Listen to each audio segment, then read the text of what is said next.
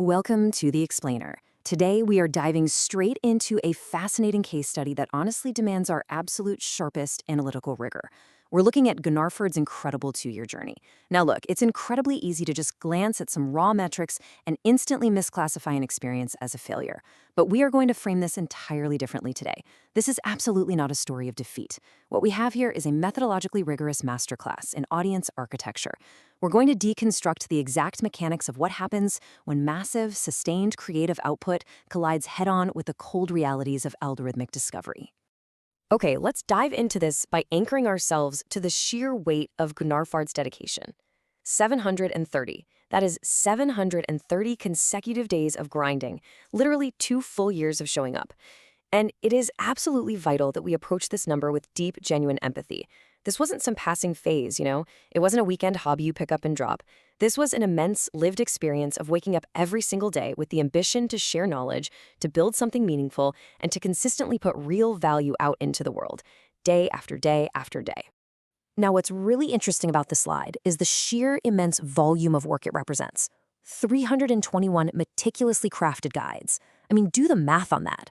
That's an average of over 13 comprehensive guides published every single month.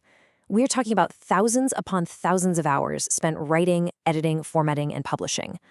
Gnarfard was essentially operating a one-person media engine, single-handedly building this massive library of tutorials perfectly designed to solve real, highly specific problems for a defined audience. And here is the shocking reality check that really sets the stage for our analytical breakdown today. 22. After 730 days, after 321 guides, and thousands of hours of intense labor, the result was exactly 22 subscribers. We have to look at this conversion rate with absolute unflinching honesty. The content was undoubtedly being created, and it was high quality, but the underlying system for converting those readers into an actual sticky audience, it was fundamentally broken. So today, we're going to analyze exactly why this happened, deeply dissecting the failure of a volume-first strategy. To make sense of this hero's journey, we're going to systematically break it down into these 6 sections. 1. The volume-first content trap. 2. Confronting the discovery gap. 3. Gnarfard's battle with burnout. 4. Analyzing content format variables. 5. From topics to transformations. And finally, 6. The true fan's growth system. Section 1. The volume-first content trap. And this brilliantly illustrates the naive departure point that traps so many incredibly dedicated creators. It's the mistake of prioritizing pure content volume over intentional distribution pipelines. This creates a heartbreaking tragedy we can call the invisible library. Think about it. You can build a massive, perfectly organized archive filled with life-changing knowledge, but if it just sits in a dark, completely unlit corridor of the internet, well, it helps literally no one. The foundational truth we absolutely must extract here is this. Content existence does not equal audience reach. Hitting that publish button, that's only 50% of the job. The other 50% is engineering the exact deliberate pipeline of how a user actually stumbles upon your work in the first place. Which brings us right to the core theoretical bottleneck. Gnarfard operated on the if you build it assumption. You've probably heard this one, right?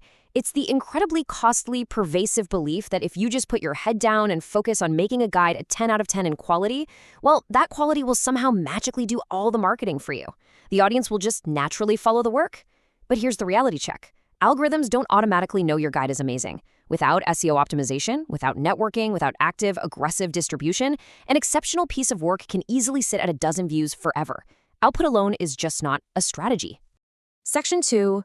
Confronting the discovery gap. So the crucial point is looking at what happened when this project hit the 12-month mark.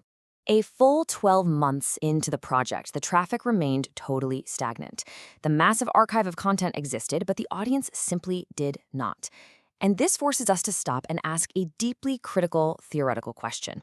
If quality dictates retention, what actually dictates discovery?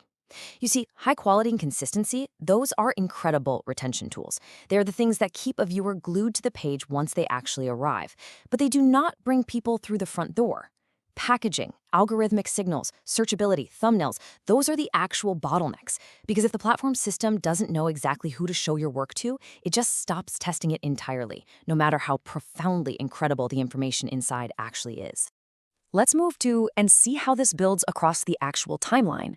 In July 2024, It was all pure, unbridled ambition. By July 2025, it was that brutal confrontation with the discovery gap we just talked about. But check this out. By July 2026, all of those past frictions and frustrating zero-view guides had entirely transformed into the raw material for a battle-tested asset. Gnarfard wasn't just studying a niche topic anymore. He was rigorously studying the actual mechanics of audience architecture. Section 3. Gnarfard's battle with burnout. Now, transforming into a successful creator meant enduring some really intense psychological friction. Gnarfard went through such pain and trials, but Gnarfard stayed himself and alive. He stayed alive to deeply and critically understand the mechanics of his own struggle. Just listen to this quote, because we really need to frame this with empathy. He noted, "Burnout happened when the time to make a guide was coming up and I didn't have video ideas that I liked." I mean, wow. We really need to understand that this wasn't a failure of willpower. It wasn't laziness, not at all. This was the systemic collapse of forcing uninspired ideas just to meet the demands of a relentless content treadmill. When your deep passion gets twisted into a rigid, unforgiving schedule, the pressure drains your creative energy faster than almost anything else. Notice the brutal mental conflict here between these two opposing forces. It's like a massive tug of war. On one side, you have output demands just screaming at you to feed the schedule, to post, post, post. On the other side, you have your own internal quality principles demanding that you actually provide meaningful value to your viewers. So what do? Do you compromise your famously high standards and just post something mediocre to check a box? Or do you stress yourself out, pushing against your own resistance, trying to manufacture brilliance out of thin air? Deeply analyzing this specific conflict is exactly how Gnarfard finally learned to build a far more resilient, flexible system. Section 4. Analyzing content format variables. Emerging from the absolute abyss of that burnout, Gnarfard completely shifted gears. He stopped acting like a pure content producer on an assembly line and started acting like a strict methodological researcher. He began intentionally isolating and testing format variables to discover what actually resonated with a real audience. Even his aesthetic missteps provided absolutely crucial data. Take this quote about his early rough drafts featuring strange, pink and purple, creepy cartoon-like computers and chairs and block shapes.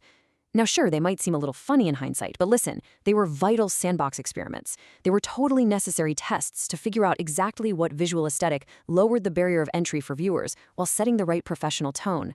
And he ran these experiments with just incredible precision. For instance, he systematically tested punchy 7-minute videos against massive 20-plus minute masterclasses. Why? Because a 7-minute video perfectly tests the quick problem solver format for someone who just wants a fast answer, right? While a 20-minute video tests deep dive attention spans for dedicated long-term learners. He tested different slide skins for visual pacing. He even tested different information architectures, like do you lead with the conclusion right up front, or do you slowly build up to it? This rigorous testing is exactly how you figure out the precise packaging that finally makes your knowledge click with the algorithm and the viewer. Section 5. From topics to transformations. Okay, this is the elixir of the entire journey. All of this experimentation culminated in this pivotal theoretical shift, moving from selling a mere information dump to selling a tangible identity shift. Let's patiently analyze the stark difference here. The old way focuses purely on inputs. It says, I am covering hand traps and board states. Sure, that tells the viewer what is technically happening in the guide, but it completely fails to tell them why they should actually care. Now look at the Promise Way. It focuses on identity outputs. It boldly says, you will stop getting blown out on turn 2. Do you feel the difference? Suddenly, the viewer isn't just sitting through a dry lecture. They are being handed a roadmap to an entirely new empowered version of themselves. You aren't just teaching a topic anymore. You are facilitating a very real transformation.